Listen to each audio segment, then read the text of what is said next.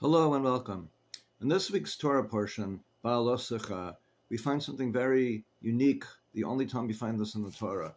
This is based on the teachings of Rav Dov Aryeh Berzan, who explains, based on the verse, Vayhi binsoa Aaron, that means when the ark set out, when the ark traveled, because when the Jewish people were traveling through the desert, their whole encampment would be folded up, including the entire tabernacle, would be folded up and packed up and taken with them.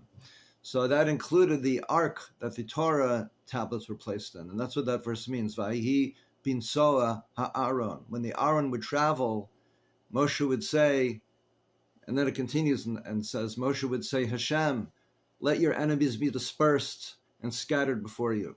So this verse in this week's Parsha is set off, and at the beginning and the end, there are two nuns, the Hebrew letter nun. The interesting thing is, the nuns are either inverted or backwards, or both. So this is what the letter nun looks like. That's the letter nun. There's one nun at the beginning of the verse and one nun at the end. And I'll try to show you here. Here is the actual verse, and you can see, maybe you can see the upside down little nuns there. Might be a little hard to see. In any case, Rabbi Berzan explains that nun in Aramaic means a fish. And a fish, the life of a fish surviving, depends on its ability to swim against very strong currents, to the point that some of them, salmon and some other fish, swim totally against the current. But a fish must be able to maintain its strength and its fortitude while it's swimming through the water in order to survive. And that's like the ark traveling through the desert. So it explains that just like a fish, the nun must stay upright in the water and press onwards and move. So too, the Jewish people must maintain our equilibrium and our balance.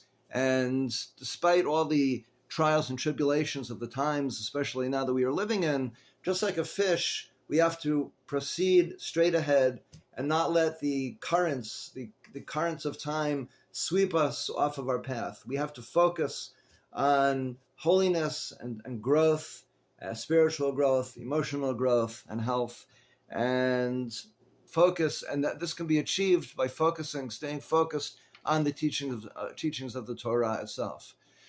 So I wish us all the greatest hatzlacha, the greatest luck, and all the blessings, that we all stay focused and continue to proceed in a straight line and a direct path until we all achieve our ultimate goal, and become united in every sense of the word. Thank you so much.